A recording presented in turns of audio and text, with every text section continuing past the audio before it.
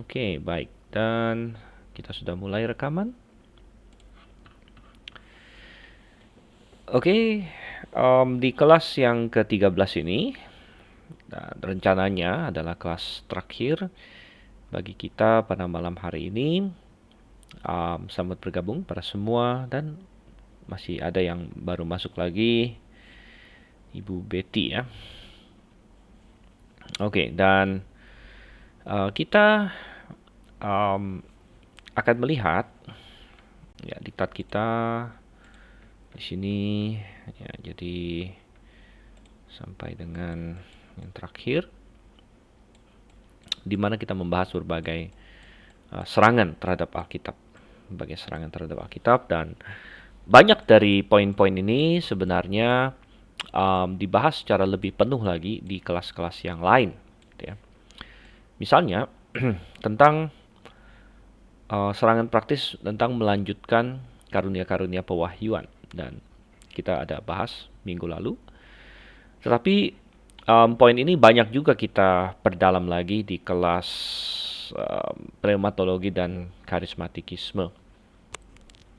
Dan kelas itu pernah muncul di kelas online kita. Saya tidak begitu ingat ya berapa lama yang lalu, mungkin entah kalau bukan setahun yang lalu, mungkin 1,5 tahun yang lalu atau mungkin setahun yang lalu ya, pneumatologi dan karismatikisme. Jadi ini sudah ada. Kemudian kita juga akan melihat nanti misalnya serangan intelektual terhadap Alkitab juga. Sebenarnya ada kelas-kelas khusus yang membahas ini. Oke, tapi kita akan memberikan sedikit pengantar mengenai hal-hal ini. Dan oleh karena itu, mari kita bersatu dalam doa sebelum kita masuk lebih dalam lagi ke dalam pembelajaran kita. Mari kita berdoa. Bapa di surga, kami datang, kami berterima kasih, kami berbahagia karena kami memiliki kesempatan dan memiliki kesehatan, fasilitas, semua berkat-berkat yang Kau limpahkan sehingga kami dapat mempelajari firman-Mu lebih dalam lagi, dan kami memohon Kau yang akan menolong kami supaya kami dapat memahami konsep-konsep mengenai firman-Mu ini secara lebih mendalam lagi. Terima kasih Tuhan, kami berdoa dalam nama Yesus Kristus. Amin. Oke, baik. Jadi ya, kita sudah membahas cukup banyak hal mengenai Alkitab. Dan coba kita lihat di sini, kita sedang membahas serangan-serangan terhadap Alkitab. Kita mulai dari serangan praktis. Kita sudah melihat bagaimana orang-orang yang melanjutkan karunia-karunia pewahyuan seperti nubuat, yang isinya pewahyuan ya, nubuat, kemudian bahasa lidah dan sebagainya, mereka menambahkan kepada sesuatu yang sudah Tuhan tutup, sesuatu yang sempurna, sehingga itu sudah pasti sifatnya adalah menyerang dan ya mendilusikan yang apa yang sudah fix dan sudah sempurna itu. Nah, ada karunia-karunia lain yang mungkin bukan langsung pewahyuan tapi bersifat menunjang pewahyuan, seperti karunia menyembuhkan dan karunia melakukan mukjizat. Nah, karunia-karunia seperti itu memang itu bukan berupa berupa kata-kata, tapi karunia-karunia itu sebenarnya Tuhan berikan untuk mendukung, menopang orang-orang yang sedang memberikan pewahyuan gitu. Oke. Nah, sekarang kita masuk ke poin B, di mana ada serangan di mana melemahkan Alkitab demi posisi tertentu. Oke, melemahkan Alkitab demi posisi tertentu. Dan ini menjadi suatu spiral ya, kita bilang apa ya, vicious cycle, kita bilang ya, vicious cycle atau siklus yang makin parah gitu, karena ketika kita melemahkan Alkitab, kita akan tiba kepada posisi-posisi yang tidak alkitabiah, dan kemudian untuk membenarkan posisi-posisi yang tidak alkitabiah itu, kita melemahkan Alkitab lebih jauh lagi begitu. Misalnya, satu, ketika tidak mau menerapkan perikop tertentu, melemahkan penulis manusia yang terlibat. Dan ini sering saya lihat ketika berargumen dengan orang atau kita mencoba menjelaskan suatu kebenaran kepada orang, ya, tapi akhirnya dia berargumen dengan berkata, itu kan katanya Paulus misalnya, itu kan katanya Petrus misalnya. Ya, jadi mereka melemahkan penulis manusia yang terlibat di dalam Alkitab karena mereka tidak suka ayat-ayat sorry ayat-ayat atau perikop yang kebetulan dipakai, dan isunya bisa macam-macam. Ya, misalnya kelompok feminis, ya, feminis di dalam kekristenan ya, biasanya tidak suka dengan Paulus begitu, ya, karena Paulus ada menulis ayat-ayat firman Tuhan tertentu. Ya, misalnya kita buka ya, ya.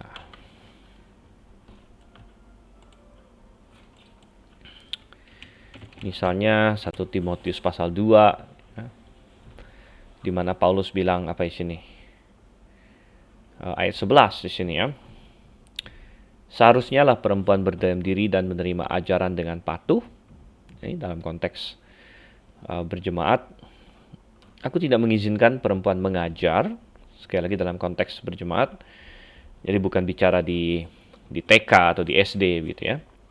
Dan juga tidak mengizinkannya memerintah laki-laki, hendaklah ia berdiam diri. Karena Adam yang pertama dijadikan, kemudian barulah Hawa. Nah, ini adalah salah satu contoh perikop di mana Paulus menekankan laki-laki memiliki peran yang spesifik di dalam rumah tangga, misalnya suami menjadi kepala rumah tangga. Dan di dalam jemaat juga Tuhan ingin supaya laki-laki yang menjadi pemimpin. Dan ya, saya sering mendapat pertanyaan. Baru belum lama yang lalu ada orang yang bertanya kepada saya, kenapa Tuhan membuat aturan seperti ini? Ya, padahal katanya wanita diciptakan sebagai penolong yang sepadan, katanya ya.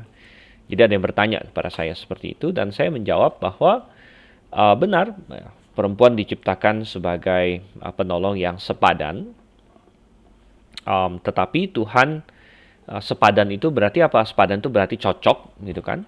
Ya, cocok, kemudian satu martabat begitu, bukan satu lebih rendah, satu lebih tinggi dalam pengertian sama-sama manusia, gitu. Ya, tetapi tetap memiliki fungsi yang berbeda, memiliki fungsi dan peran yang berbeda. Jadi itu sangat jelas. Dan saya memberikan contoh bahwa tidak ada satu orang pun yang protes misalnya, atau minimal ya dulu tidak ada. Kalau sekarang nggak tahu ya, banyak orang yang gila. Tapi dari dulu sebenarnya tidak ada orang yang protes misalnya kenapa laki-laki tidak bisa melahirkan gitu. Ya, nggak ada yang protes. Waduh, saya laki-laki, saya harus bisa melahirkan anak. Ya kan nggak gitu. Dan kita menerima bahwa laki-laki tidak melahirkan anak, perempuan melahirkan anak. Ya, kenapa? Itu diharuskan, dan memang seperti itu karena realita biologi. Ya, realita biologi. Artinya, nah kalau kita percaya bahwa itu adalah ciptaan Tuhan, berarti kita percaya bahwa Tuhan membuat aturan biologis, ya, aturan biologis yang Tuhan tetapkan, ya, nggak usah jauh-jauh, ada banyak perbedaan biologi antara laki-laki dan wanita, tapi yang paling jelas saja misalnya bahwa perempuan punya rahim, punya indung telur dan sebagainya, intinya bisa untuk bisa hamil dan melahirkan, gitu. Laki-laki tidak punya itu. Itu laki-laki punya yang lain, laki-laki punya sistem reproduksi laki-laki, ya, dan tidak perlu bahas panjang lebar, tapi intinya keduanya berbeda. Jadi ada suatu kenyataan biologis, ada aturan biologis yang Tuhan tetapkan melalui penciptaan, gitu. Nah, kalau itu bisa kita terima bahwa memang secara biologis berbeda, kenapa kita tidak bisa menerima bahwa Tuhan punya aturan spiritual? Ya. Kita menerima aturan biologis yang Tuhan ciptakan. Kenapa kita tidak mau menerima aturan spiritual yang Tuhan ciptakan? Ya. Kenapa kita harus kayak dipaksa gitu, dipaksa oleh biologi.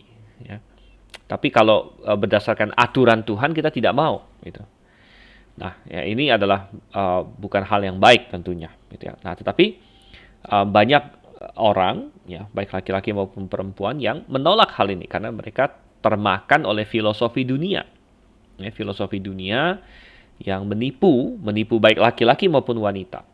Ya. Baik ya pria maupun perempuan ditipu dan ingin menghilangkan perbedaan antara laki-laki dan perempuan. Ya. Dan biasanya kadang-kadang mereka berargumen sebagai orang Kristen karena ada yang orang Kristen yang tertipu mengenai hal begini dan mereka berargumen bahwa oh ini kan ini adalah kata-kata Paulus begitu. Ini kata-kata Paulus, ini bukan kata-kata Tuhan Yesus misalnya. Ini kata Paulus. Nah, ini sangat berbahaya sekali argumen seperti ini. Seolah-olah, oh ini Paulus yang ngomong, jadi saya nggak perlu ikutin. Ya, ini Paulus yang ngomong, jadi saya nggak perlu taat. Ini bukan standar kebenaran, karena ini Paulus yang bicara. Gitu. Nah, itu sangat berbahaya dan menunjukkan dia tidak memahami biologi. Ya kan? Ya, moga-moga kalian semua yang sudah ikut kelas biologi ini bisa menjelaskan gitu, bahwa Paulus bukan berbicara atas otoritas dia sendiri ketika dia menulis surat 1 Timotius ini. Karena kita percaya inspirasi, kita percaya bahwa Paulus sedang berbicara dengan otoritas dari Tuhan. Gitu. Bahwa dia diinspirasikan. Gitu. Bahwa apa yang diajarkan oleh Paulus ini sama dengan yang diajarkan oleh Tuhan. Gitu. Ya, dan ini sudah kita lihat, bahkan orang-orang Tesalonika saja sudah paham 2000 tahun yang lalu. Masa sekarang tidak paham gitu kan? Misalnya 1 Tesalonika 2:13, dan karena itulah kami tidak putus-putusnya mengucap syukur juga kepada Allah, sebab kamu telah menerima firman Allah yang kami beritakan itu bukan sebagai perkataan manusia, tapi yang memang sungguh-sungguh demikian sebagai firman Allah. Jadi bayangkan, jemaat Tesalonika saja 2000 tahun yang lalu sudah sadar bahwa apa yang Paulus sampaikan kepada mereka itu bukan sekedar perkataan manusia, walaupun tentu Paulus adalah manusia, tapi dia disertai oleh Roh Tuhan, dia adalah rasul, dan ya mereka menerimanya sebagai firman Allah di sini. Itu sangat berbahaya sekali. Lagi pula, saudara kasih Tuhan, ternyata bukan hanya Paulus yang mengajarkan begitu, ya, tapi Petrus juga mengajarkan. Jadi banyak di antara mereka fokus kepada Paulus karena banyak yang perikop-perikop itu berhubungan dengan Paulus, begitu kan? Tetapi sebenarnya semua pengajar penulis Alkitab konsisten dalam hal ini. Contohnya Petrus, ya, saya bukakan 1 Petrus 3 ayat 1, demikian juga kamu, hai istri-istri, tunduklah kepada suamimu. Jadi mengajarkan Petrus, ya, konsisten mengajarkan istri-istri untuk tunduk kepada suami di sini. Yang tidak disukai juga oleh orang-orang ini, ya, orang-orang feminis, kita bilang feminis. Mereka tidak suka dengan bahwa istri harus tunduk kepada suami, begitu. Ya. Dan karena mereka menolak aturan spiritual yang Tuhan buat, gitu ya.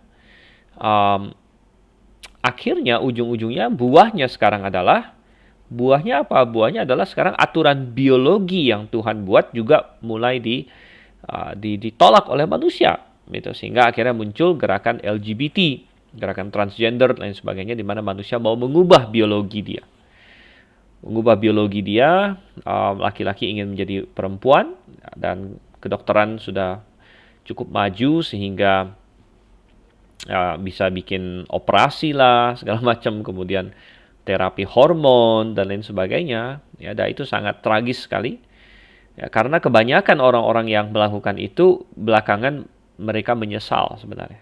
Ya, mereka menyesal, tapi mereka sudah merusak tubuh mereka sedemikian rupa. Ya, dan sebenarnya tidak bisa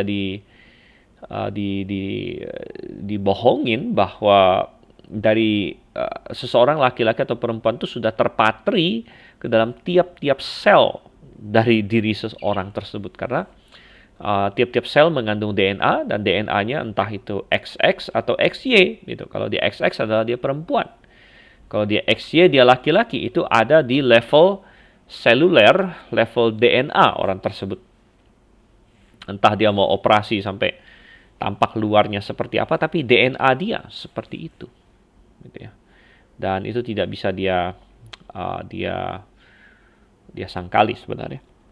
Tapi ya ini contoh ya tidak suka apa kata Paulus, ya tidak suka dan sebagainya.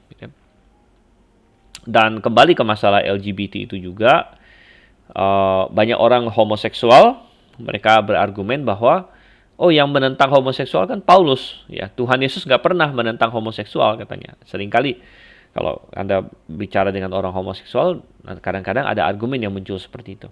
Yang menentang homoseksual itu Paulus katanya. Itu Musa, tapi Tuhan Yesus sendiri tidak pernah menentang homoseksual katanya. Tapi kita bilang, itu salah. Itu salah. Tuhan Yesus menentang homoseksualitas. Tahu dari mana? Gitu ya. Misalnya Matius 19 ayat 1,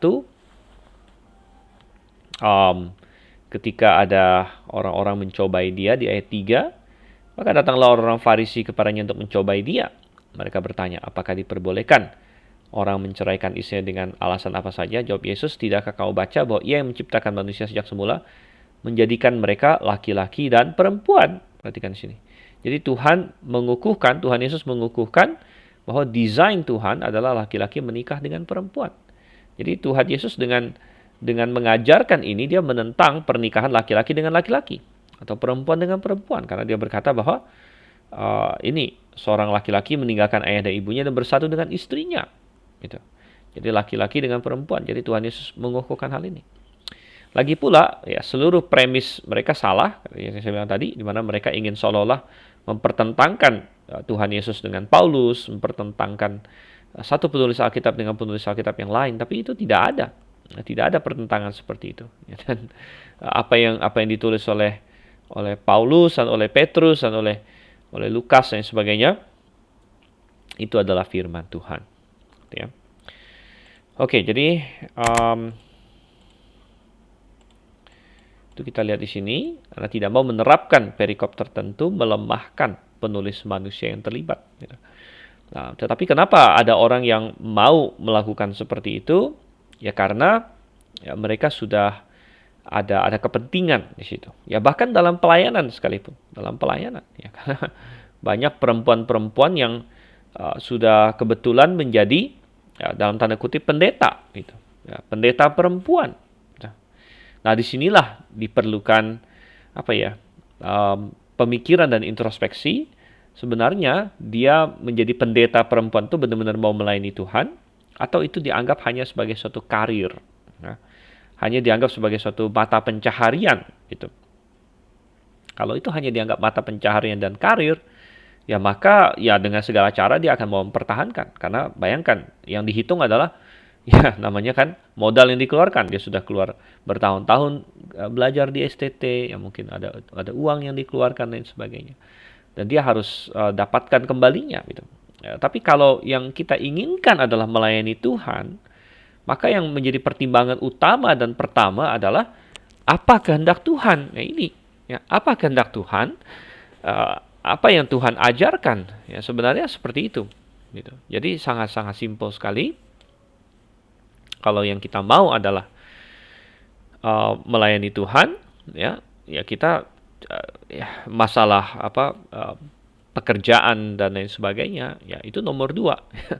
Karena saya berkali-kali ya melihat di WA group, ya lain sebagainya, ketika kita membeberkan hal ini, ya kadang-kadang ada orang yang dia tidak punya argumen Alkitab, dia hanya bilang, kasihan dong para wanita, tertutup jalur karirnya, katanya. Saya ingat saya membaca ini. Orang responnya seperti itu. Jadi kita bahas di WA group bahwa kenapa perempuan tidak menjadi gembala dan sebagainya. Dan kita bahas ayat Alkitabnya. Lalu yang dia balas apa?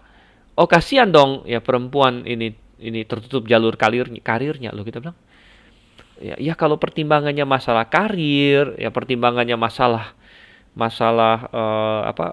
misalnya mata pencaharian, gaji dan lain sebagainya, ya itu pertimbangan, ya itu bukan pertimbangan Alkitabiah, begitu. Itu bukan itu yang harus kita tanya, gitu. Ya, tetapi yang kita tanya adalah apa yang Tuhan inginkan, gitu ya. Ya itu hanya satu topik saja contoh, tapi ini bisa kita kita ya karena itu topik yang ini ya, yang sangat cocok sekali karena yang nyata saya ketemu contohnya seperti itu. Tapi ini bisa bisa macam-macam, ya bisa macam-macam. Um,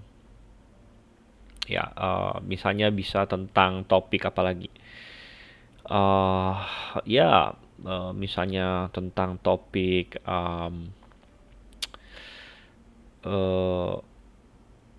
ya salah satunya Martin Luther. Nah, Martin Luther pernah melemahkan bagian Alkitab tertentu karena dia dia salah salah tanggap begitu ya, yaitu dia salah tanggap mengenai perikop di dalam Yakobus contohnya.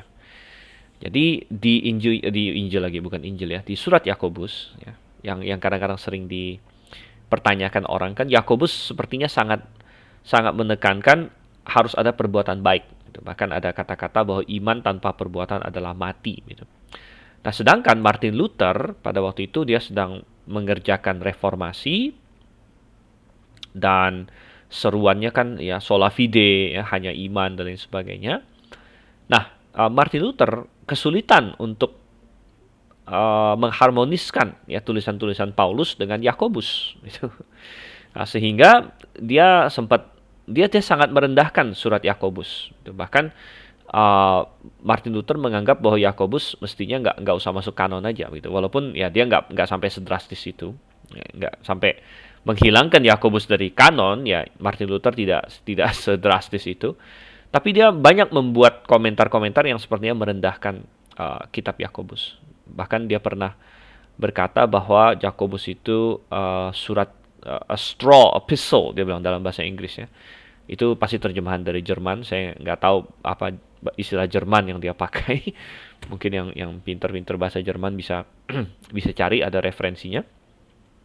Tapi diterjemahkan ke bahasa Inggris dia bilang the Epistle of James, surat Yakobus itu straw epistle dia bilang. Jadi kalau kita terjemahkan bahasa Indonesia itu surat jerami ya, surat jerami. Jadi semacam surat yang kualitasnya rendah lah begitu.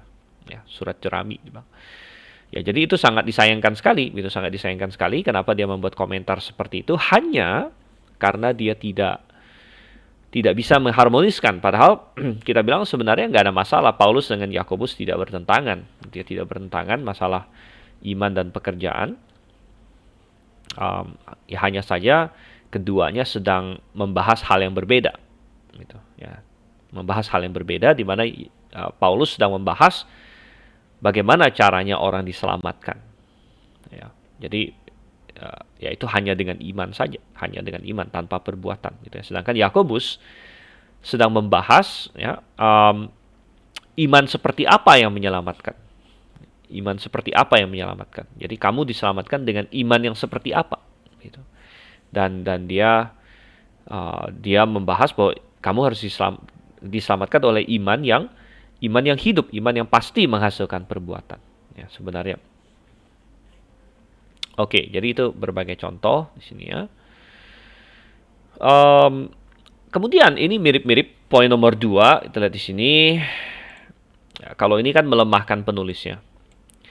Sekarang nomor 2, karena tidak mau menerapkan perikop tertentu, melemahkan relevansi Alkitab sepanjang zaman. Ya, jadi sekarang argumennya adalah, itu sudah ketinggalan zaman. Itu tidak relevan lagi hari ini. Itu untuk zaman itu, gitu.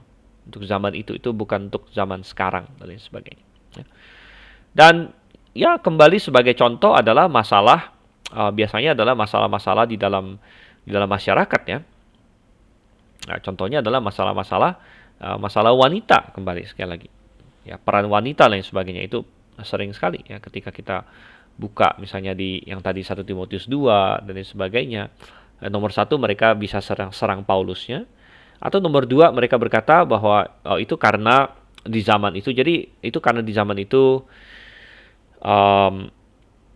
perempuan masih pendidikannya rendah katanya. Intinya bahwa sekarang sesudah ada kemajuan teknologi, ada ya emansipasi bagi wanita dan lain sebagainya, maka itu tidak berlaku lagi pada hari ini. Ya, tapi kita bilang itu melemahkan relevansi Alkitab.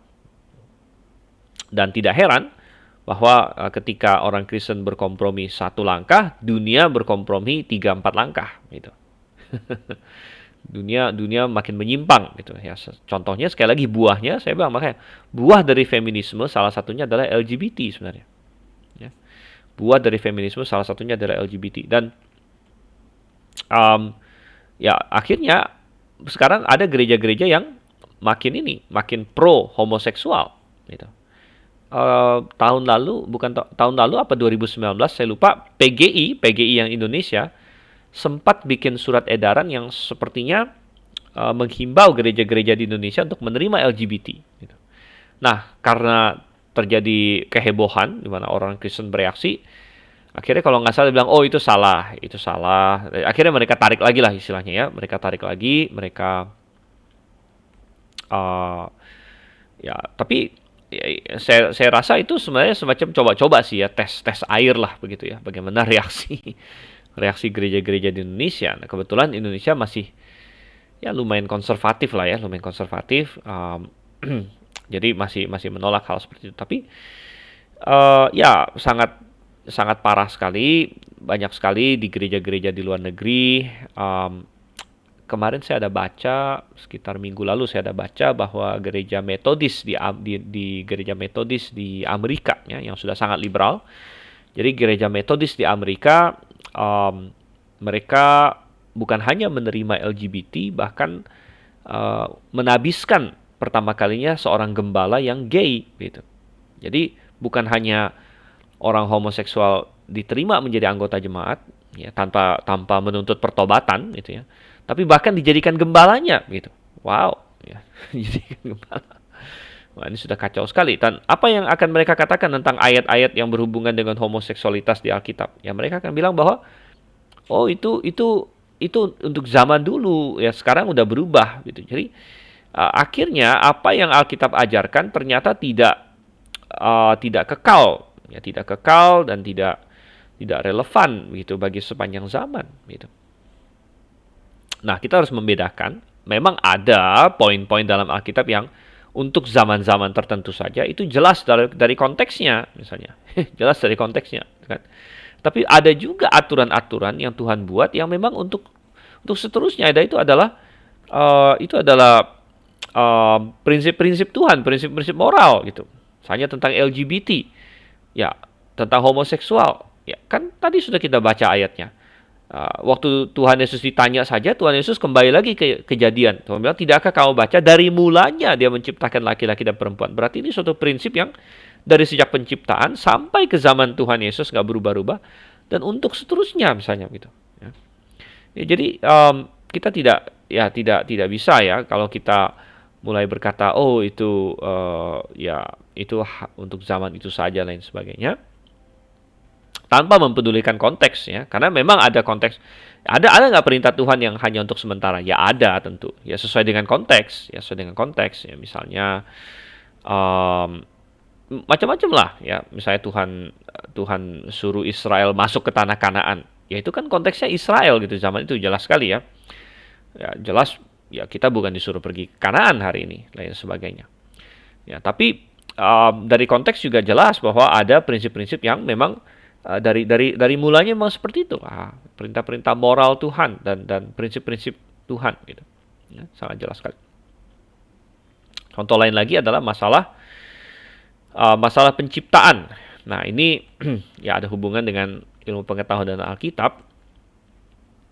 Masalah penciptaan, Kejadian 1, Kejadian pasal 2, di mana Tuhan memberitahu kita tentang bagaimana Dia menciptakan langit dan bumi misalnya. Dan itu bisa juga diserang dan mereka bilang bahwa oh itu tidak relevan lagi hari ini. Itu adalah cerita untuk orang zaman dulu. Ya, cerita untuk orang zaman dulu sebelum ada sains, dan setelah ada sains ya kita tidak perlu percaya itu lagi gitu. Ya, kita bilang wah ini sangat melemahkan relevansi Alkitab gitu. Tapi ada orang Kristen yang mau menerima itu. Ya, tapi mereka bilang yang penting saya masih percaya yang bagian tentang Yesusnya.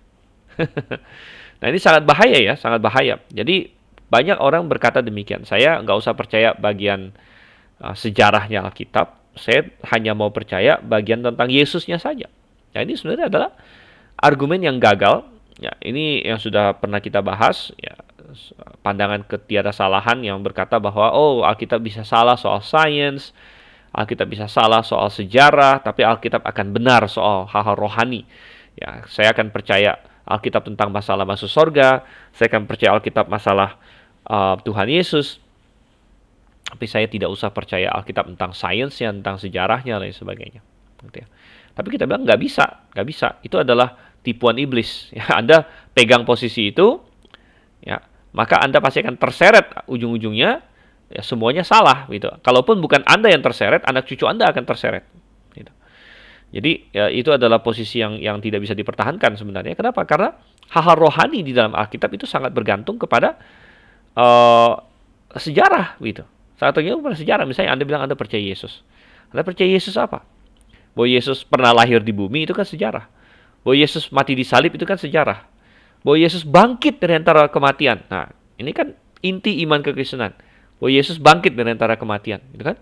Itu sejarah dan itu ada hubungan dengan sains nggak? Ya ada, gitu. Kalau sains bilang nggak bisa orang mati bangkit. Sains bilang tidak bisa perawan hamil. Ya. Sains bilang tidak bisa hal seperti itu. Ya, lalu Anda bilang, oh saya nggak mau percaya sainsnya Alkitab, saya hanya mau percaya rohaninya. Nah sekarang sains dan sejarah dan rohani bersatu padu di dalam pribadi Yesus. Itu dia lahir dari perawan, kemudian dia melakukan mukjizat yang paling hebat diantaranya adalah bangkit dari antara orang mati. Ya Tuhan Yesus bangkit dari antara orang mati. Dan bisa nggak Anda berkata saya mau percaya Yesus tapi saya nggak mau percaya dia bangkit? Maka itu iman kosong, gitu. Anda percaya Yesus apaan? Itu Yesus tipuan, gitu. Yesus tipuan, ya. Dan nggak bisa, ya. Kalau Anda mau percaya Yesus, ya Anda harus percaya ya sejarahnya Yesus, bahwa dia lahir dari perawan, bahwa dia mati, dan bahwa dia bangkit dari antara orang mati. Itu penting sekali. Jadi kita tidak bisa memisah-misahkan ada sainsnya Alkitab dengan rohaninya Alkitab. Kita nggak bisa pisahkan, itu semua satu paket, ya, satu paket. Dan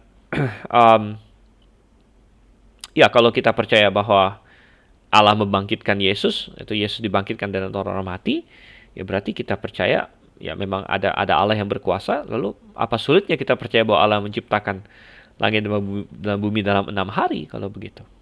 Ya. Oke, dan itu masuk ke poin 3 juga ya, karena tidak mau menerima perikop tertentu melemahkan ketiadasaan Alkitab, yaitu contoh yang paling jelas adalah masalah penciptaan, ya, dan lain sebagainya itu tadi. Oke, baik, jadi ini adalah poin B, ya, sudah kita bahas.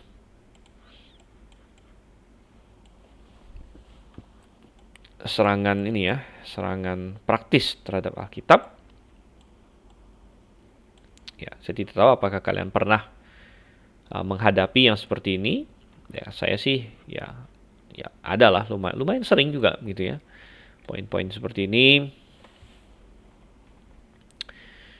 Oke, sekarang kita lihat C. Kita lihat C. Bagaimana lagi serangan praktis terhadap Alkitab? Yaitu kita bilang mengaburkan penafsiran Alkitab melalui hermeneutika yang salah. Apa itu hermeneutika? Hermeneutika itu artinya ilmu untuk menafsirkan. Ya, ilmu menafsirkan, jadi menafsirkan Alkitab. Dan sebenarnya ada kelas hermeneutika yang spesial juga di GITS, di Graphia International Theological Seminary. Biasanya diajar oleh Dr. Andrew. Dan Pak Suento juga ada tulis buku hermeneutika, cara menafsir Alkitab yang benar. Dan ya ini adalah salah satu serangan kepada Alkitab, serangan yang sangat terselubung sebenarnya. Jadi dengan cara mengaburkan penafsiran Alkitab, ya, mengaburkan penafsiran Alkitab, dan ini sangat berbahaya sebenarnya. Ya. Dan ini disebut sebagai New Hermeneutics. Wah, namanya keren, gitu ya. Jadi banyak sekali kesalahan itu sengaja mereka pakai nama yang keren-keren. Gitu. nama yang keren-keren ya. Misalnya orang yang setuju untuk membunuh bayi dalam kandungan, ya, dia nggak mau nama dia misalnya pembunuh bayi, nggak mau gitu, posisi pembunuh bayi. Dia bilang dia pro-choice, wah, pro apa? Pilihan, katanya, pilihan. Pilihannya kan membunuh atau nggak membunuh gitu kan. Um, ya, kemudian macam-macam lah. Jadi namanya keren-keren gitu ya. Jadi ini dia pakai nama ya New Hermeneutics di sini. Hermeneutika baru ya. Dan ya saya hanya akan singgung sedikit saja karena secara lebih panjang lebar akan kita bahas di kelas hermeneutika sebenarnya. Kelas hermeneutika ya.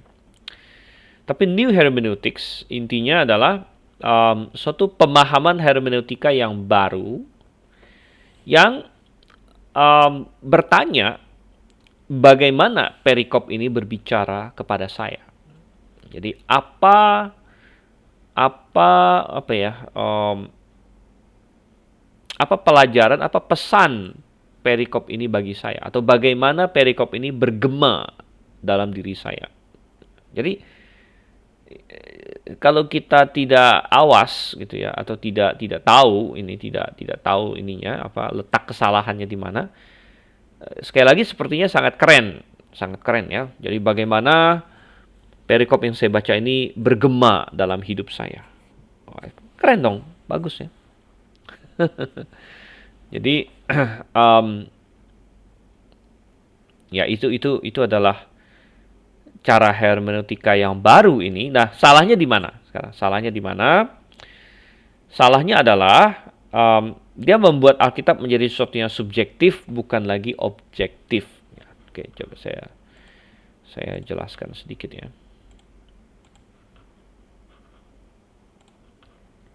Oke. Jadi kita bilang bahwa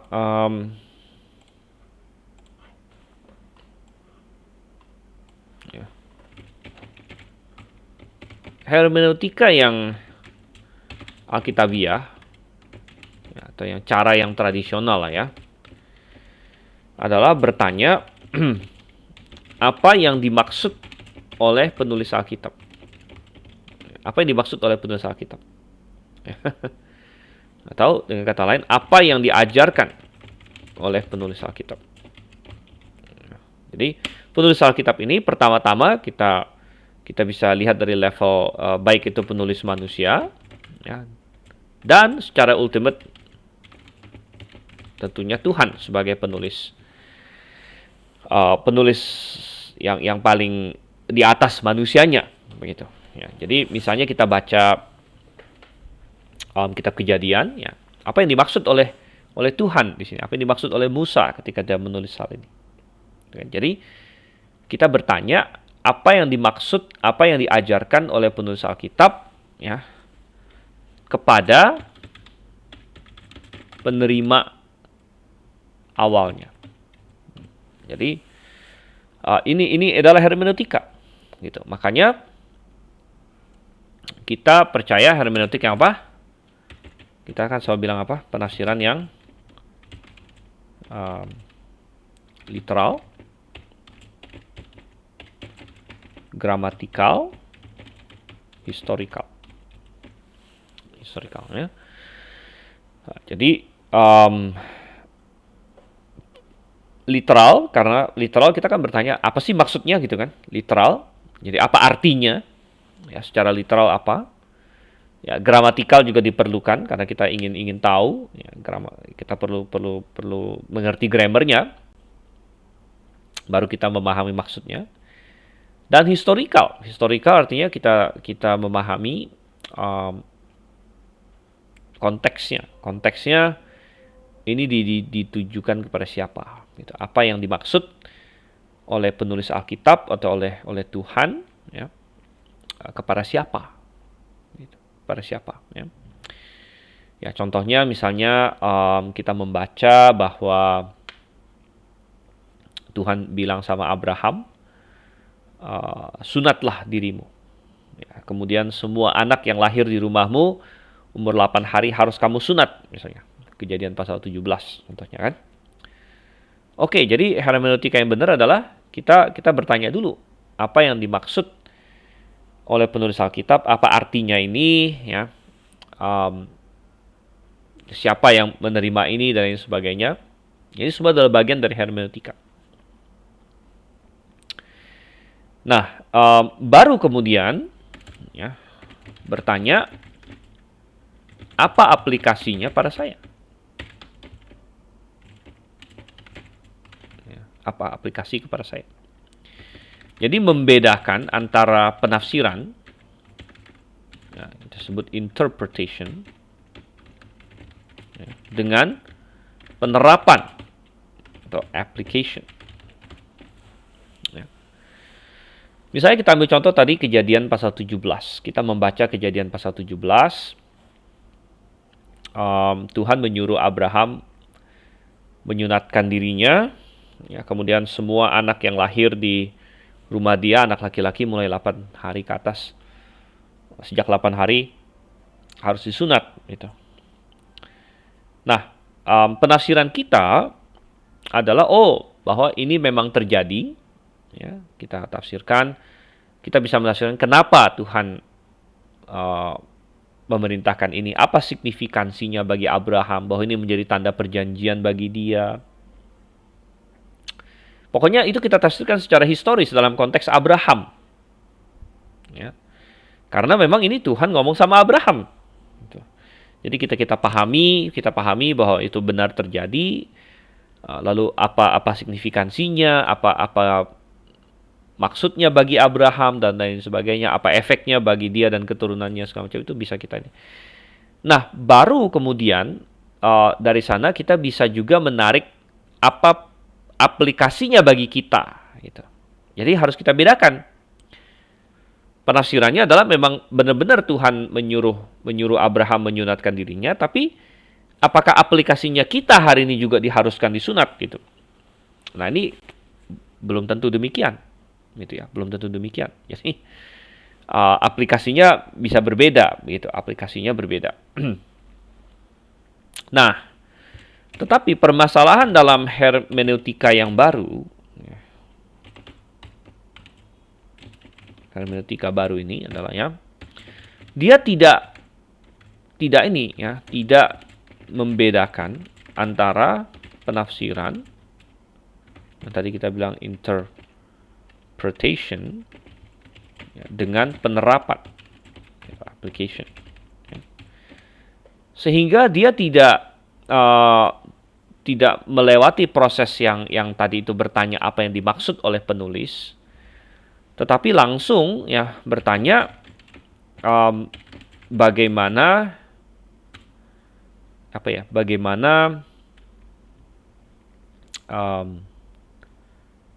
saya memahami perikop ini. Bagaimana saya memahami perikop ini. Dan walaupun terdengar lumayan masuk akal, ya kan, ya masuk akal dong. Jadi karena pendekatan New Hermeneutics ini memang sangat sangat postmodern dan sangat kekinian gitu. Jadi fokusnya ke saya, bagaimana saya memahami perikop ini. Padahal dalam hermeneutika yang lama kita bertanya bagaimana penerima awal memahami perikop itu. Apa yang dimaksud oleh Musa, apa yang dimaksud oleh Paulus, bagaimana misalnya Paulus menulis surat ke Kolose, bagaimana orang Kolose memahaminya. Apa yang mereka mengerti dari tulisan itu. Ya kan? Baru belakangan aplikasinya bagi saya apa gitu. Nah, tetapi hermeneutika baru ini dia dicampur adukkan, dia langsung ke sayanya. Tapi ini berbahaya karena melewati atau menghilangkan proses bertanya apa maksud awalnya gitu. Apa maksud awal si penulis ini gitu. Nah, kalau kita melewati proses, kita tentukan dulu apa yang dimaksud oleh si penulis. Ya. Jadi kita hilangkan itu, maka kita menghilangkan objektivitas. melainkan kita langsung bertanya apa yang saya terima. Nah, ini kan bisa beda-beda.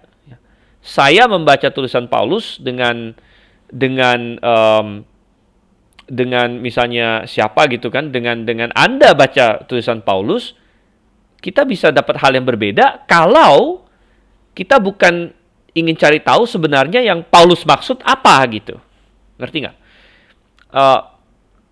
Kita bisa mendapatkan hal yang sama kalau metode hermeneutika kita sama. Benar, yaitu kita sama-sama mau memahami apa yang Paulus maksud. Ya, apa yang Paulus maksud. Dan kalau kita sama-sama memahami, oh yang Paulus maksud ini, jadi kita mencari apa yang Paulus maksud, itu objektif. Karena Paulusnya ada, tulisannya ada. Tapi kalau fokusnya pada apa yang saya terima, nah ini bisa liar, bisa liar, karena tidak lagi dibatasi oleh maksud objektif dari Paulus, melainkan bebas ditafsirkan. Paulus ini ditafsir ulang sesuai dengan kondisi sekarang gitu. Jadi oke, mungkin Paulus ngomong sama orang Korintus begitu untuk Korintus, tapi untuk kita sekarang beda nih begitu. Dan itu sesuai dengan mau-maunya saya gitu.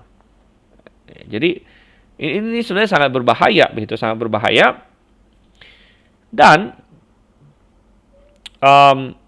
sebenarnya itu cocok sekali dengan neo-ortodoks, ya, neo-ortodoks, di mana masih ingat ya neo-ortodoks apa kan? Coba kita lihat di sini ya. Salah.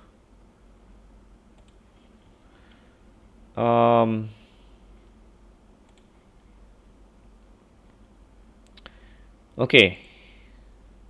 Ini kayaknya di halaman ini. Ya, ini ya. Karl Barth di sini menyatakan bahwa Alkitab bukan firman Tuhan dalam pengertian tradisional, tapi saksi dari firman Tuhan. Dan kata-kata Alkitab bukan firman Tuhan secara literal, tapi menjadi firman Allah ketika seorang bertemu dengan sang firman hidup. Jadi mengalami encounter dengan Tuhan.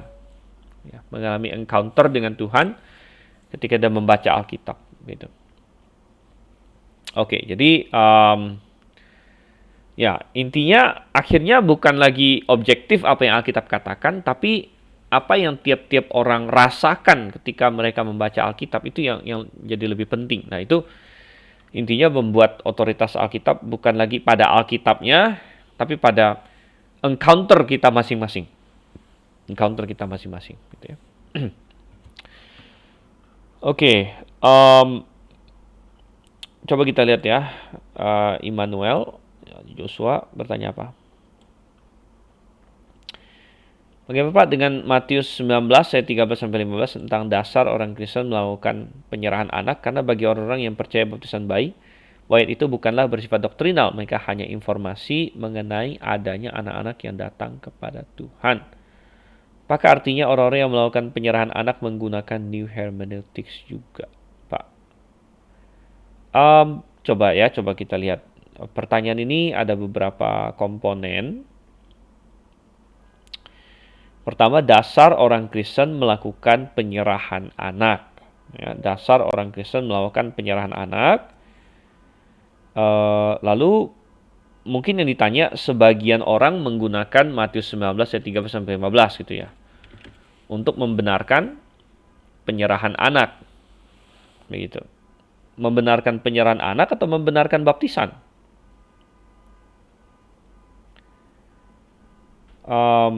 Karena bagi orang-orang yang percaya baptisan bayi, ayat ini bukanlah bersifat doktrinal.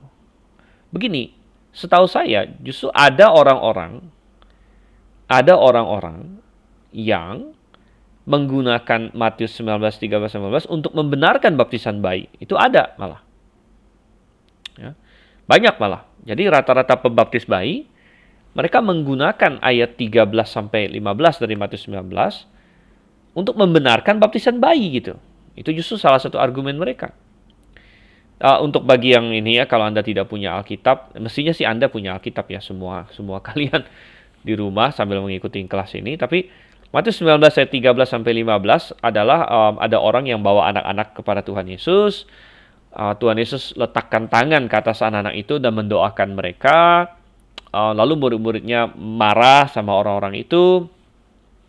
Tapi Tuhan Yesus bilang, biarkan, jangan menghalang-halangi mereka. So, orang yang seperti itulah yang empunya kerajaan sorga. Lalu ia meletakkan tangannya atas mereka dan kemudian berangkat dari situ. Nah, justru ayat perikop ini dipakai oleh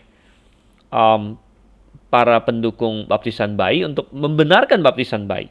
Bahwa, lihat nih, kita nggak boleh menghalangi anak-anak datang pada Yesus. Dan Tuhan Yesus berkata, mereka lah yang empunya kerajaan sorga, begitu. Jadi, justru mereka memakai ayat ini untuk membenarkan baptisan bayi sebenarnya, begitu. Ya, Esra Soru kan baptis bayi juga dia, kalau saya nggak salah. Benar kan? Dan kita bilang bahwa ini ya,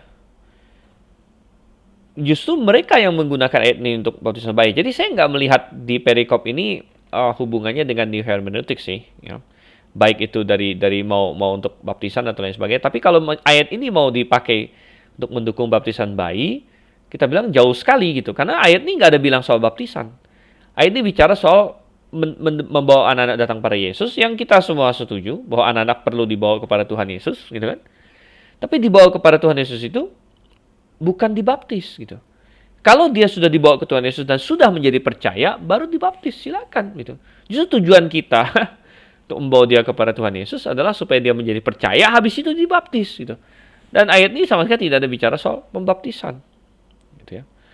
Jadi saya rasa nggak berhubungan langsung dengan hermeneutika, ya, kecuali hermeneutika yang kacau balau dari para pembaptis bayi, karena mereka memasukkan konsep baptisan ke tempat yang tidak ada baptisan, gitu.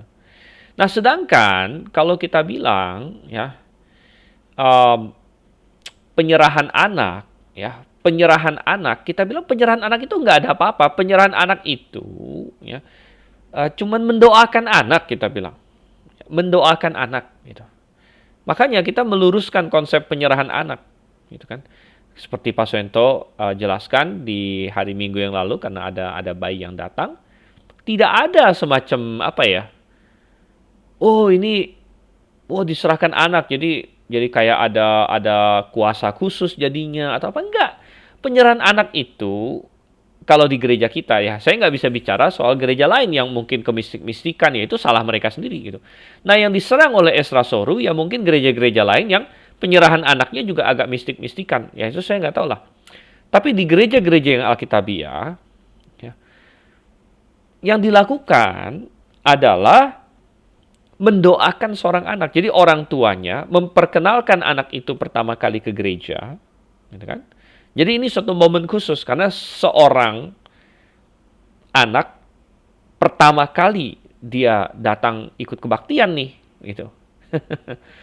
Ya, jadi kalau saya tanya, kapan Anda pertama kali ikut kebaktian?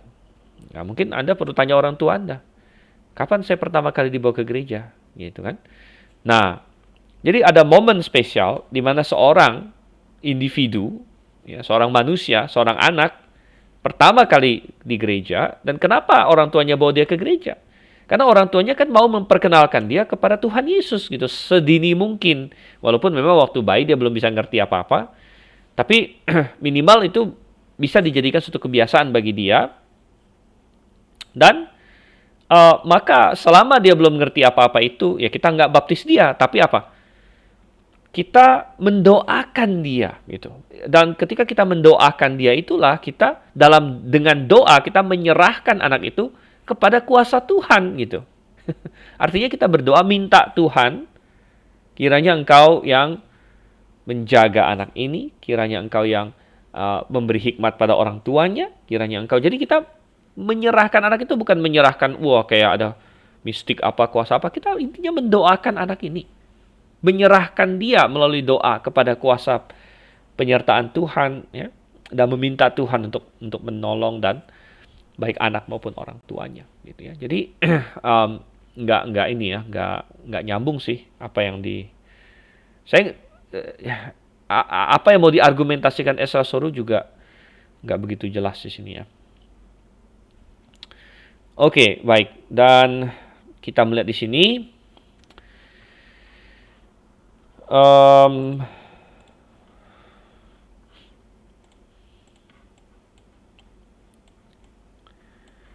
oke, jadi itu ya. Dengan demikian kita selesai untuk poin ini. Dan mengenai New Hermeneutics ini, ya sebenarnya di kelas hermeneutika bisa lebih lebih ini ya, lebih banyak dibahas nanti. Dan kita akan break sebentar sebelum kita masuk ke dalam serangan intelektual terhadap Alkitab yang juga kita tidak akan bahas panjang lebar sekali karena masing-masing ada kelasnya nanti. Tapi ya kita akan jelaskan sedikit di sini. Oke, kita break sebentar sekitar 5 menit ya.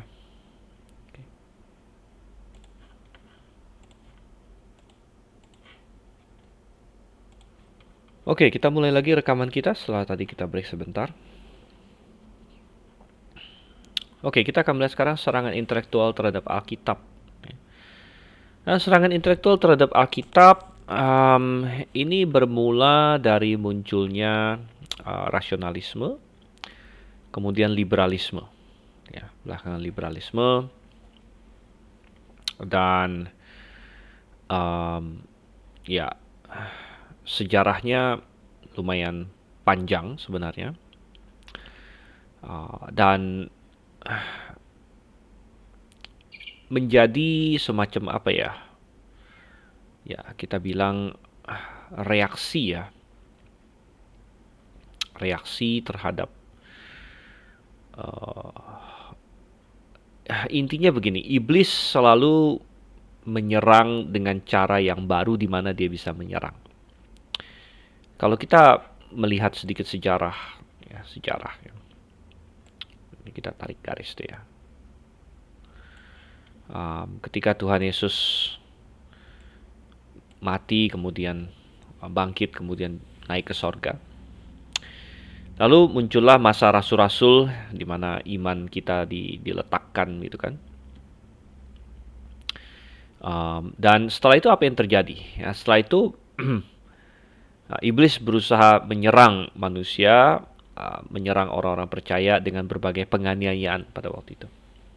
Jadi tentu ada penyesatan, penganiayaan dan lain sebagainya.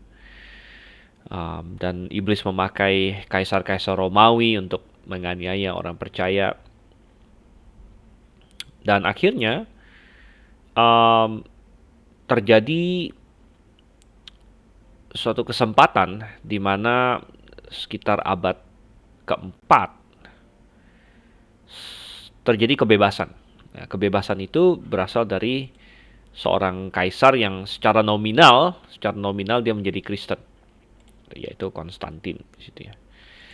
Walaupun kita sudah bahas di berbagai kelas bahwa sebenarnya pertobatan dia patut dipertanyakan, tapi oke lah. Minimal dia secara eksternal mengaku sebagai orang Kristen, Konstantin di sini, sehingga kekristenan malah dilegalkan gitu ya. Tapi apa yang terjadi setelah kekristenan dilegalkan?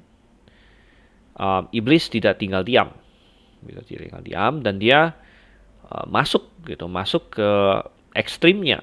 Bukan lagi kekristenan sekarang dilegalkan, bahkan kekristenan ditinggikan dan dijadikan agama negara bahkan. Jadi bukan hanya sekedar legal, bahkan sekarang menjadi agamanya kaisar, agamanya negara Romawi gitu. Dan itu menjadi parah karena ya, bukan itu yang Tuhan mau. Tapi kita melihat cara iblis bekerja di situ ya. Dan negara bergabung dengan agama, dan yang terjadi akhirnya muncul ya, yang namanya Roma Katolik yang menguasai politik juga lain sebagainya. Dan walaupun penganiayaan sempat terhenti sebentar, tapi ujung-ujungnya penganiayaan mulai lagi. Gitu. Mulai lagi sekarang bukan lagi oleh kaisar-kaisar Romawi yang kafir, tidak mengenal Tuhan. sekarang oleh kaisar-kaisar Romawi yang Kristen itu. Kaisar-kaisar Romawi yang Kristen menganiaya orang-orang Kristen yang menyimpang, dianggap sesat oleh mereka, dianggap bidat. Ya. Nah, inilah leluhur-leluhur baptis kita banyak kena diantaranya. Gitu. Ini berlangsung lama sekali. Gitu ya. Sampai terjadi lagi break. Nah, break ini terjadi dipicu oleh reformasi. Ya, picu oleh reformasi. Dan pada waktu reformasi ini, ya muncul lagi kebebasan. Ya, tadinya manusia dikekang. Ya, dan selama abad-abad kegelapan ini dikekang. Ya, manusia tidak boleh menyimpang ya dari apa yang diinginkan oleh gereja pada waktu itu, sehingga kita sebut abad-abad kegelapan atau the dark ages, ya, milenium gelap dan sebagainya, sebutan-sebutan di sini, ya, dan manusia dikungkung, ya, dikungkung sedemikian rupa. Nah, ketika reformasi muncul, jadi ada kebebasan, ya, dan sempat euforia sesaat itu. Dan sekarang manusia tidak lagi harus dikungkung dipaksakan oleh pengajaran gereja yang memang salah begitu. Sekarang dia boleh berpikir sendiri. Nah, tapi iblis masuk di situ. Iblis masuk di situ juga, dan sama dia tarik kepada bentuk yang jauh daripada yang Tuhan inginkan, yaitu bahwa akhirnya manusia mengandalkan pikirannya sendiri. Manusia mengandalkan pikirannya sendiri. Dia lepas dari kungkungan gereja yang salah ini, tapi dia keluar, dia bukannya kita harus balik kepada dituntun Tuhan, ya. Tapi dia balik sekarang, dia nggak mau dituntun siapa-siapa. Dia nggak mau dituntun Tuhan pun tidak mau, gitu. Dan dia mau berpikir sendiri, dia mau jalan sendiri, gitu. Dan akhirnya muncul rasionalisme. Manusia hanya bisa mengandalkan rasio dia, dan dia tidak mau mempercayai apapun yang tidak bisa dia buktikan, gitu. Dan di situ muncul suatu penolakan terhadap segala sesuatu yang supranatural, penolakan terhadap Tuhan intinya. Ya. Dan mereka mulai mempertanyakan mukjizat, ya, mempertanyakan ini apa ini mitos dan sebagainya. Ya.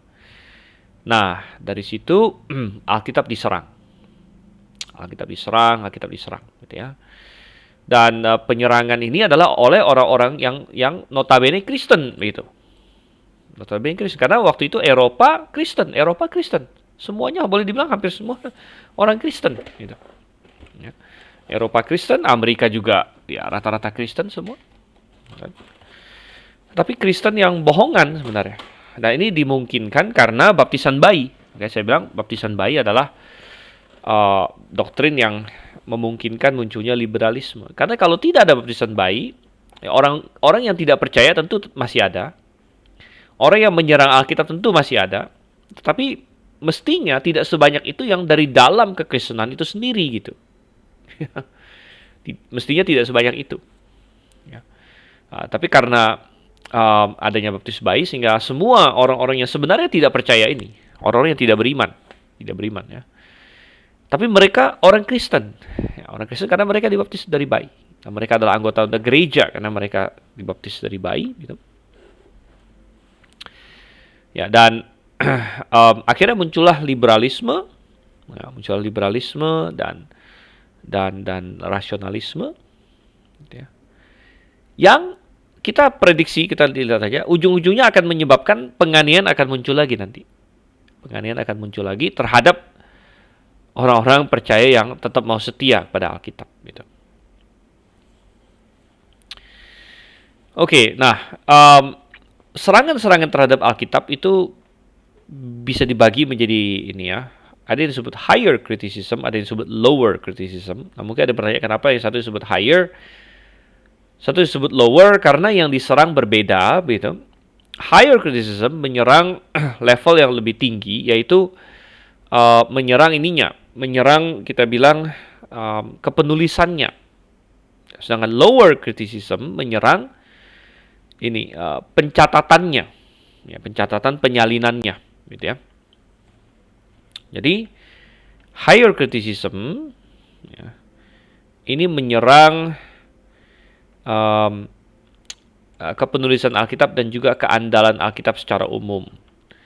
Nah, misalnya mereka meragukan, ya, yang pertama diragukan adalah tulisan Musa, yaitu kitab Kejadian sampai dengan kitab Ulangan yang kita pahami ditulis oleh Musa. Secara tradisional Alkitab sendiri menyatakan ditulis oleh Musa. Tapi mereka mulai meragukan, ya, dan untuk itu mereka terpengaruh oleh berbagai teori, ya, salah satunya oleh teori evolusi. Ya, tapi ya itu berbarengan sih, ya, artinya keraguan ini juga sudah mulai muncul sebelum Darwin. Tapi dengan adanya Darwin semakin parah. Ya. Mereka meragukan, ya, bahwa itu adalah Musa yang menulis, ya, dan itu adalah karena mereka mencoba mengaplikasikan kepada Alkitab teori-teori yang mereka pakai untuk teks-teks lain, gitu ya. Jadi misalnya begini, ketika para ahli ini meneliti misalnya teks-teks kuno lain, misalnya teks Mesir, teks Asyur, ya, mereka temukan teks-teks lain itu, mereka akan kritis terhadap teks-teks ini, ya. Wah, ini siapa yang menulis, gitu kan, dan lain sebagainya, dan mereka tidak ya, intinya mereka akan kritis, gitu. Nah, mereka bilang terhadap Alkitab juga harus kritis, kita tidak boleh langsung terima apa kata Alkitab. Alkitab bilang ini Musa, wah, kita nggak boleh langsung percaya, gitu. Jadi mereka mau menerapkan kepada Alkitab suatu sikap tidak boleh langsung percaya, ya. Ya, ini berbeda dengan yang Tuhan inginkan. Tuhan ingin manusia menerima firman-Nya. Nah, ini dimulai dari Taman Eden. Tuhan ingin manusia menerima firman-Nya, dan siapa yang ingin manusia tidak langsung percaya pada Tuhan? Ya, iblis sebenarnya. Iblis yang langsung ngomong sama Hawa, benarkah Tuhan berfirman? Ya. Dia mau menanamkan keraguan-raguan pada Hawa. Gitu. Dan kalau Anda mau kritis terhadap semua tulisan yang lain, itu terserah, itu boleh-boleh saja, nggak masalah. Tapi mendekati Alkitab dengan sikap tidak percaya, itu mengindikasikan Anda bukan orang yang beriman sebenarnya. Makanya saya bilang, kenapa bisa muncul hari ini? Karena ada banyak orang Kristen yang sebenarnya tidak beriman.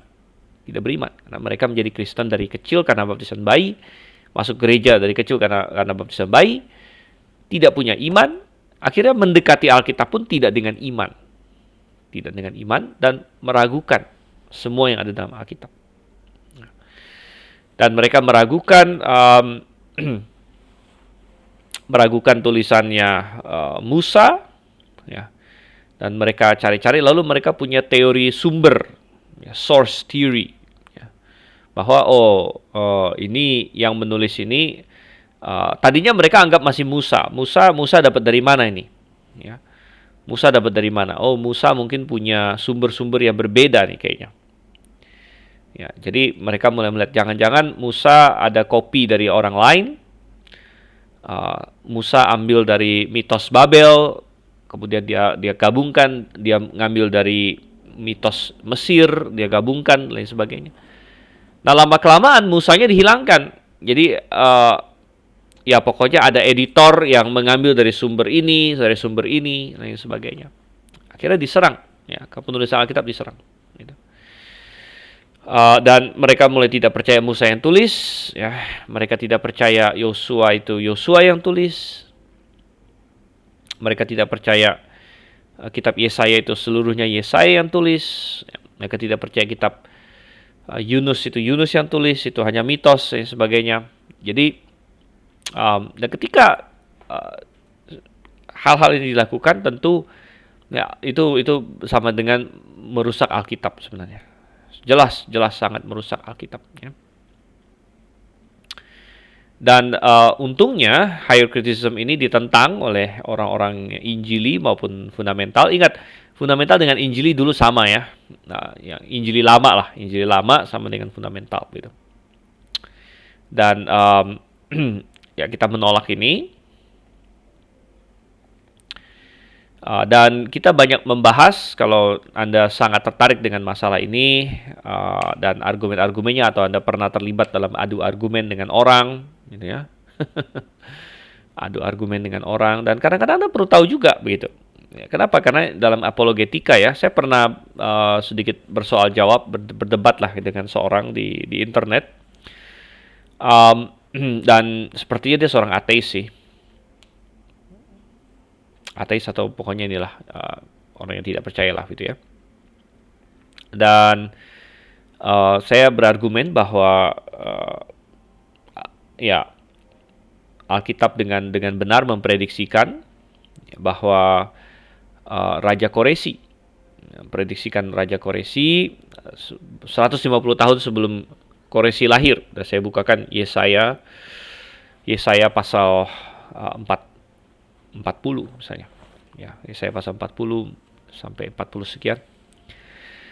Nah, rupanya orang ini walaupun dia bukan orang percaya, dia tahu-tahu juga serangan-serangan ini begitu. Jadi dia bilang, "Oh enggak, itu bagian Yesaya, itu bagian itu bukan Yesaya yang tulis," dia bilang. Lalu dia ini ya argumen sedikit-sedikit. Jadi saya tahu juga, wah ini kayaknya dia cari-cari di Google nih, gitu ya. Cari-cari di Google. Karena saya tahu begitu ya, dan ya udah saya counter saja begitu, saya counter dan sebagainya ya. Nah, kalau kita tidak tahu tentang hal-hal ini ya, kadang-kadang kita bisa bingung ketika misalnya orang tanya sama kita gitu ya. Ya. Oke, tapi kalau misalnya Anda sangat tertarik hal ini, Anda bisa lihat di kelas pengantar sebenarnya, pengantar Perjanjian Lama, itu membahas tentang kepenulisan Perjanjian Lama. Kemudian ada pengantar Perjanjian Baru. Ini bicara soal kepenulisan Perjanjian Baru. Nah, pengantar Perjanjian Baru ini agak sedikit menarik karena begini. Pengantar Perjanjian Lama itu kebanyakan, kalau orang konservatif, orang fundamental dan Injili, yang Injil yang masih konservatif ya, biasanya menolak teori-teori ini, menolak teori higher criticism ini, menolak bahwa misalnya mereka bilang kitab Taurat itu ditulis oleh JEDP, kalau Anda pernah dengar ya, JEDP. Jadi orang fundamental menolak, orang Injili juga menolak. Ya. Tapi dalam pengantar Perjanjian Baru, ya, ketika kita bicara soal Injil sinoptik terutama Matius, Markus, Lukas, teori liberal adalah bahwa mereka ini saling copy-mengopi. Gitu. Siapa yang copy siapa kadang-kadang diperdebatkan, tapi intinya saling copy-mengopi. Dan teori yang paling dominan adalah bahwa Markus yang tulis pertama, kemudian Matius mengcopy Markus, kemudian Lukas mengcopy Markus juga. Ya. Dan kemudian ada Q lagi. Ada Q. Anda pernah dengar nggak Q? Nah, Anda ngerti nggak itu apa? Ya. Mungkin sebagian pernah dengar tentang Q. Q itu apa gitu kan? Nah, Q itu apa dan jadi ini teori ya. Ini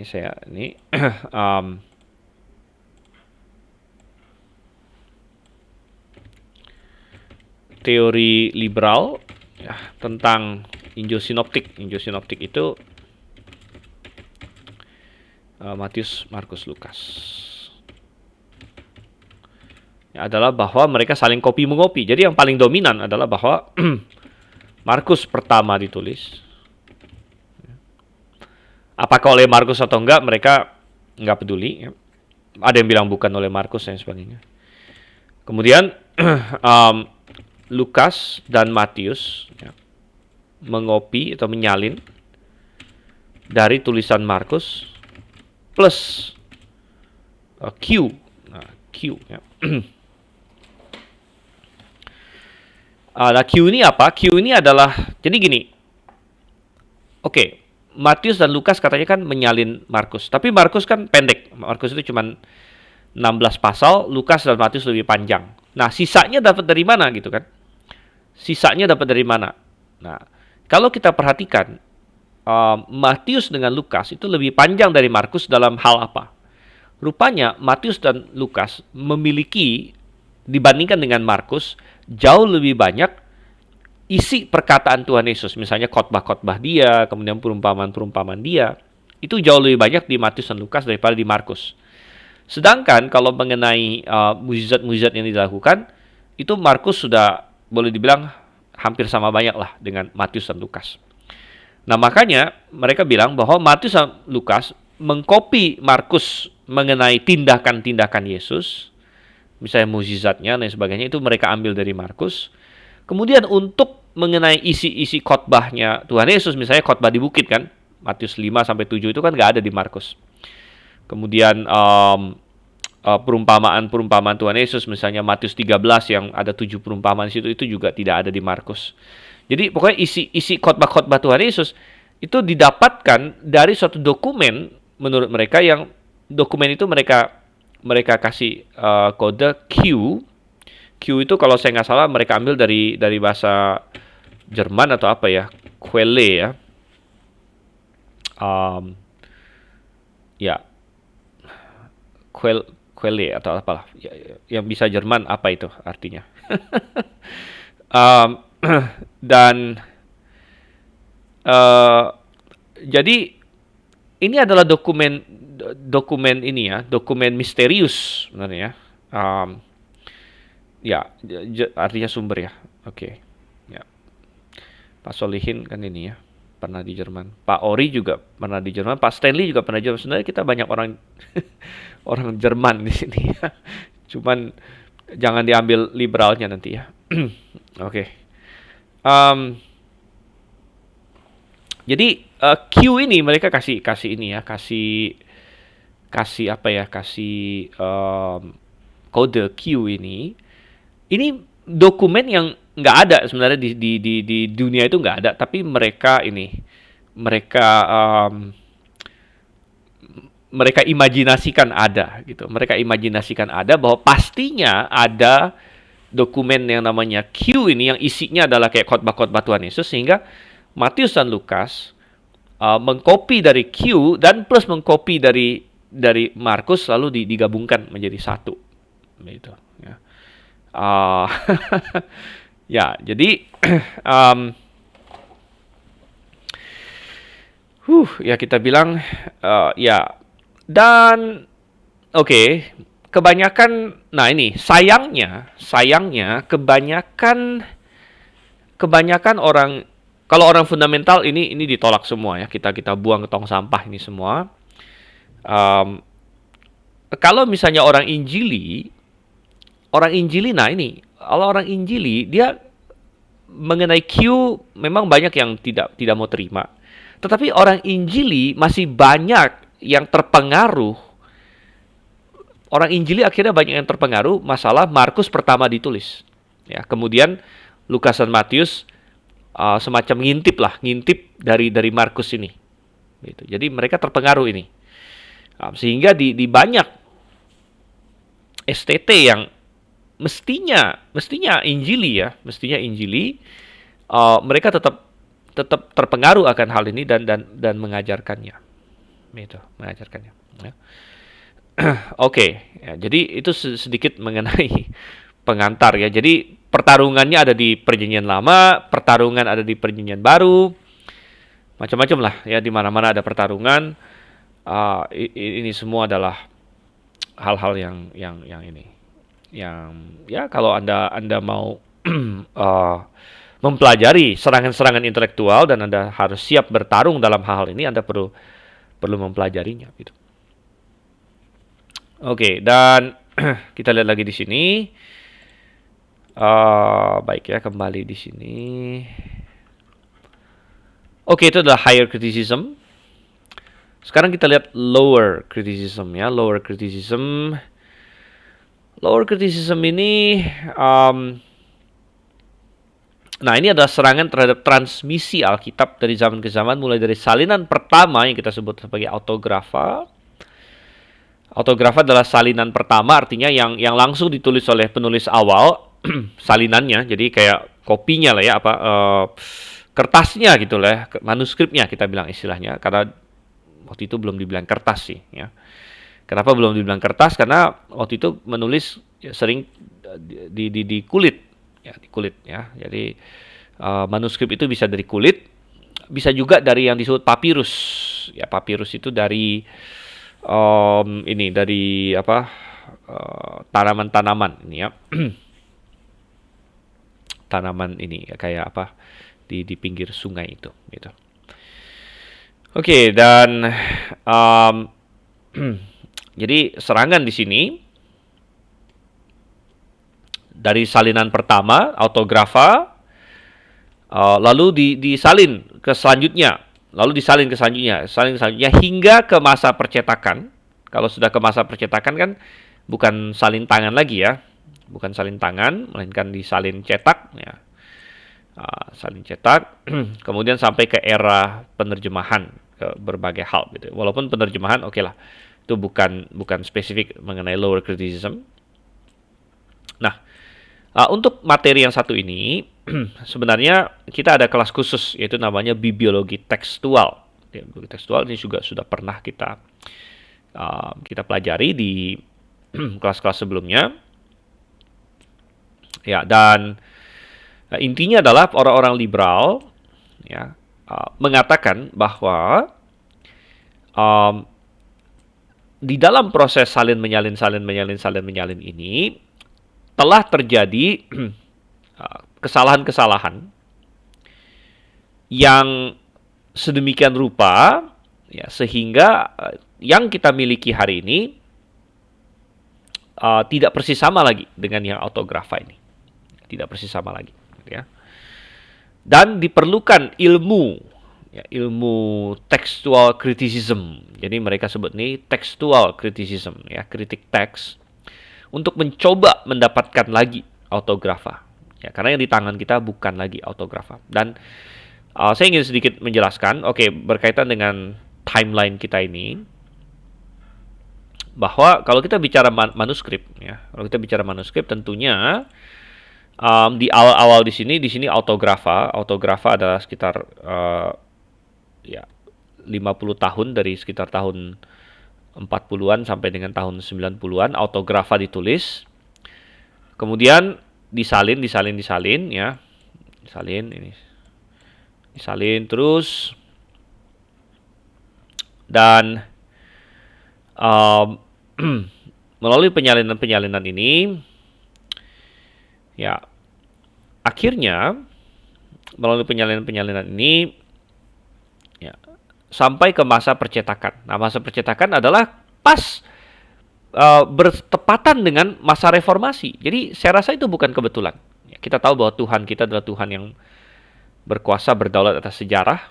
Jadi Tuhan Yesus datang kapan itu bukan kebetulan ya.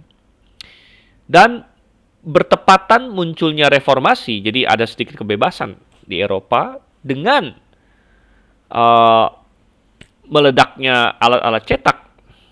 Nah, itu bukan kebetulan. Bahkan bisa munculnya manuskrip-manuskrip di Eropa itu juga bukan kebetulan. Ya, karena manuskrip-manuskrip Yunani kebanyakan itu adanya di kota Konstantinopel sebenarnya. Jadi ingat bahwa sekitar tahun katakanlah abad kelima itu ya, abad ke-6, abad ke-5, kerajaan Romawi kan pecah. Kerajaan Barat runtuh, boleh dibilang runtuh, pecah menjadi negara-negara kecil. Ya, sedangkan kerajaan Timur, Romawi Timur, ya itu tetap ada, tapi disebut kerajaan Bizantium akhirnya. Ya, Romawi Timur, Bizantium. Dan itu ibu kotanya Konstantinopel. Nah, bahasa resmi Bizantium itu Yunani. Sehingga gereja Ortodoks Timur bahasanya bahasa Yunani. Romawi Barat dengan gereja Katoliknya itu bahasa resminya Latin di situ. Sehingga mereka sekali lagi teks-teks mereka rata-rata Latin, Vulgate dan sebagainya. Jadi mereka sangat sedikit punya manuskrip Yunani karena mereka nggak pentingkan itu. Nah, sedangkan di gereja Ortodoks Timur, ya Ortodoks Timur di gereja Bizantium ini dia banyak teks Yunani dan itu disimpan di Konstantinopel. Gitu. Nah, bukan suatu kebetulan dalam sejarah sekitar akhir abad 15 Konstantinopel ini sudah mulai runtuh begitu. Jadi kerajaan Bizantium Timur juga runtuh. Runtuhnya adalah oleh kerajaan Ottoman. Jadi Turki yang Muslim waktu itu. Jadi mereka diserang, diserang dan mereka ketakutan. Jadi kerajaan Bizantium ini sudah mulai runtuh, sudah runtuh lah ya. Tinggal ini ya, tinggal sisa-sisanya saja. Ibu kotanya Konstantinopel juga sebentar akan runtuh. Nah, karena Konstantinopel sebentar akan runtuh, maka banyak orang-orang Kristen di Konstantinopel melarikan teks-teks manuskrip Yunani Alkitab, ya, dilarikan ke barat, dilarikan ke Eropa Barat begitu. Nah, salah satunya makanya jatuh ke tangan Erasmus, gitu kan? Jatuh ke tangan Erasmus, sehingga saya rasa kalau kita lihat itu semua adalah providensia Tuhan. Makanya kalau kita mau melihat transmisi teks ini dari purely atau murni murni kritik, artinya kita lihat dari segi, kita bandingkan dengan teks-teks lain, ya kita bisa skeptis, masa sih bisa nggak ada salah gitu kan? Masa sih selama ribuan tahun bisa tidak berubah gitu teksnya? Dan kalau kita bandingkan dengan teks-teks lain seperti teks Homer, ya, Homer adalah seorang pujangga Yunani yang menulis karya yang terkenal namanya Iliad dan Odyssey. Dan ternyata teks-teksnya memang sudah selama ratusan ribuan tahun mengalami perubahan yang cukup besar gitu. Dan teks-teks yang lain juga gitu. Memang ya kalau diturun-turunkan kan pasti mengalami perubahan. Dan berdasarkan logika itu, dia lihat teks-teks sekuler, mereka berasumsi Alkitab juga pasti seperti itu. Alkitab juga pasti mengalami perubahan yang signifikan gitu, karena tapi itu kan kita menggunakan logika manusia, lalu kita mau terapkan kepada firman Tuhan gitu, dan tidak bisa gitu, tidak bisa seperti itu ya. Tetapi kalau kita melihatnya dari sisi iman, ya, iman bahwa Tuhan berjanji akan memelihara firman-Nya. Tuhan berkata bahwa sampai langit dan bumi pun berlalu, satu titik pun tidak akan berlalu dari firman-Ku. Nah, kalau kita percaya janji Tuhan itu, ya, kemudian kita lihat fakta sejarah bahwa bukan kebetulan kita melihat ada banyak sekali providensia Tuhan. Seperti yang tadi kita ceritakan. Bagaimana ketika di Eropa, reformasi sudah hampir mulai, kemudian mesin cetak ya mulai muncul di Eropa. Tuhan sepertinya ini ya hebat sekali gitu menggerakkan ya Turki, bahkan negara Ottoman waktu itu ya, namanya kerajaan Ottoman, menyerang Konstantinopel. Konstantinopel sudah mau runtuh, mereka kirimkan manuskrip Yunani yang mereka simpan berabad-abad itu ke Eropa Barat, jatuh ke tangan orang-orang seperti Erasmus. Dan Erasmus dengan ini manuskrip Yunani itu akhirnya mencetak Alkitab pertama yang dicetak dalam bahasa Yunani, yang dia cetak dan akhirnya belakangan dikenal dengan nama Textus Receptus. Textus Receptus satu teks yang diterima. Dan Erasmus yang pertama mencetaknya. Belakangan Erasmus ya adalah orang Katolik, tapi dia banyak mengkritik Katolik, ya, jadi dia dengan Luther waktu itu sempat hampir jadi teman tapi nggak jadi. Sempat mau jadi teman tapi nggak jadi, Erasmus dengan Martin Luther, karena keduanya akhirnya punya pendapat yang berbeda, di mana Martin Luther si Erasmus mengkritik Katolik tapi ini ya tidak sampai keluar dari Katolik ya. Sedangkan Martin Luther mengkritik Katolik. Nah, sebenarnya Martin Luther juga bukan dia sendiri yang keluar, tapi dia dikeluarkan dari Katolik sebenarnya. Dikeluarkan, dia di excommunicate sebenarnya, ya, dikeluarkan oleh Katolik. Dan Erasmus memang masih tinggal dalam Katolik walaupun dia banyak kritik Katolik juga. Nah, dia yang pertama cetak, tapi kemudian belakangan dicetak lagi ya oleh orang-orang Protestan, ya, yang sudah keluar bersama dengan Luther waktu itu, misalnya keluarga Stefanus atau Estienne, ya, dan belakangan oleh keluarga Elsevier, dan akhirnya dikenal sebagai Textus Receptus. Textus Receptus artinya teks yang diterima. Nah, akhirnya teks ini diterima ya mulai dari abad 16, jadi pertama kali dicetak itu 1516, Dan ini sejarah semua ada di bibliologi tekstual ya, saya hanya ringkaskan saja. Tahun 1516 um, dicetak dan sebagainya, akhirnya dijadikan basis untuk penerjemahan ke berbagai bahasa. Salah satu yang paling terkenal adalah King James Version, diterjemahkan dari Textus Receptus, dan diterima umum sampai tahun 1881. Ya, sampai 1881. Dan pada tahun 1881 muncul tandingannya yang dibuat oleh dua orang yang liberal sebenarnya, yaitu Hort dan Westcott. Dan Hort, mereka mengeluarkan teks tandingan yang disebut critical text. Jadi saya rasa namanya cocok sekali, critical text. Jadi teks yang mengkritik Textus Receptus gitu. Jadi mereka anggap Textus Receptus itu sudah salah, tidak sesuai dengan original gitu. Tapi punya mereka yang sesuai dengan original. Tapi mereka juga tidak berani bilang sesuai persis, tapi mereka bilang mencoba mencapai seperti autografa gitu. Oke, tapi ternyata yang critical text ini kalau kita selidiki ternyata justru dia yang banyak salahnya. Gitu ya. Nah, sehingga banyak sekali ayat yang dihilangkan ya. Markus 16 ayat 9 sampai 20 dihilangkan. Kisah Rasul 8 ayat 37 dihilangkan, 1 Yohanes 5 ayat 7 dihilangkan ya. Jadi banyak sekali dihilangkan dalam critical text ini. Dan ya pembahasan lebih lanjutnya kita lihat di bibliologi tekstual, tapi intinya bahwa kita percaya bahwa Tuhan memelihara firman-Nya, dan pasti melalui providensia Tuhan, ya, yaitu melalui apa yang dikerjakan oleh orang-orang di abad 16 dicetak di situ, ya, yaitu Textus Receptus. Ya. Kalau firman Tuhan itu adalah critical text, maka selama 1800 tahun firman Tuhan nggak ada, gitu. Nggak ada atau tidak sempurna. Gitu ya. Harus ditemukan oleh dua orang liberal. Gitu ya. Nah, itu kita bilang suatu hal yang tidak mungkin terjadilah seperti itu. Gitu ya. Oke, baik. Dan bibliologi tekstual sudah bisa ya nanti ya sebenarnya lanjutan ya, kalau Anda sudah ikut bibliologi dasar, Anda ikut bibliologi tekstual suatu hari.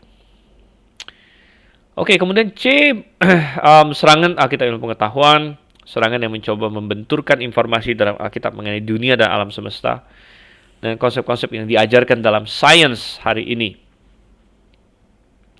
Ya, dan kita bilang wah ini sangat berbahaya juga ya, sekali lagi, dan ini sudah sempat kita singgung sedikit ya, isunya adalah mengenai penciptaan, mengenai usia dunia ya, karena mereka berkata bumi sudah miliaran tahun.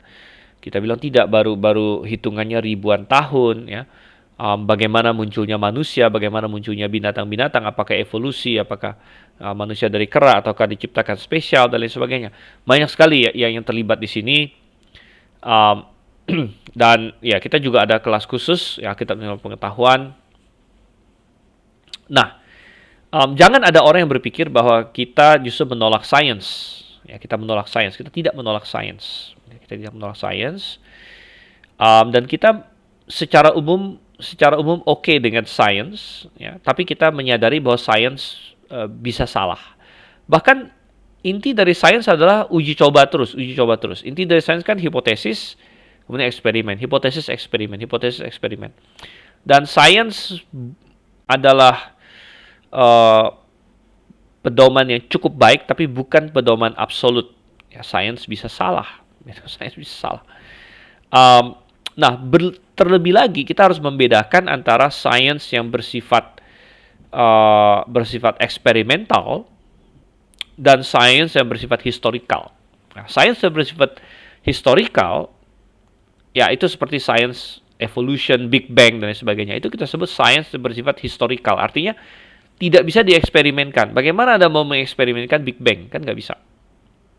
Eksperimen itu kan berarti kita coba adakan lagi. Kan nggak bisa. Nah, jadi itu adalah sains historikal. Artinya dia mencoba melihat ke belakang untuk mencoba mereka-reka apa yang terjadi. Nah, ini jauh lebih dipengaruhi oleh bias-bias di sini.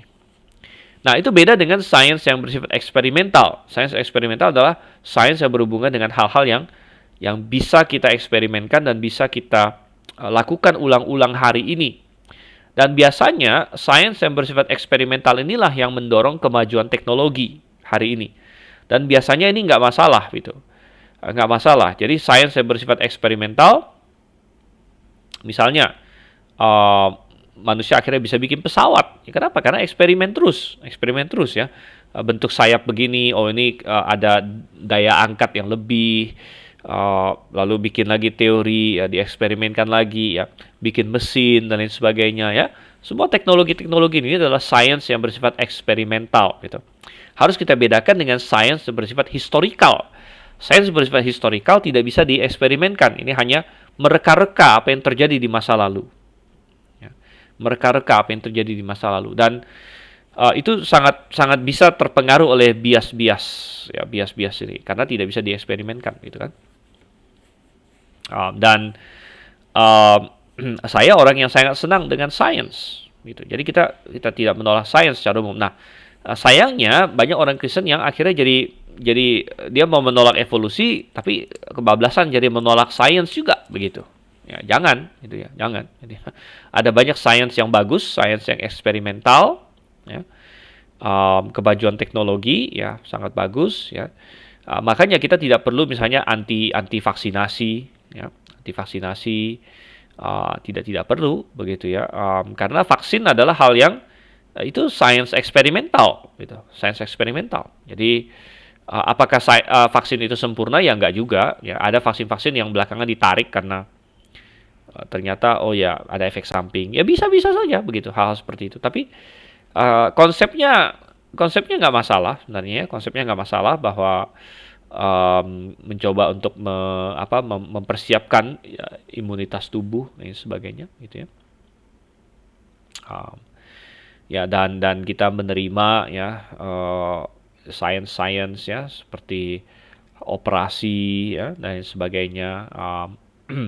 Ya itu kadang-kadang diperlukan gitu ya, dan kemajuan ilmu kedokteran sudah sangat canggih begitu, sangat canggih sekali hari ini.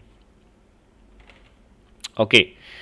Ya, jadi ya saya rasa kita akan stop sampai di sini hari ini.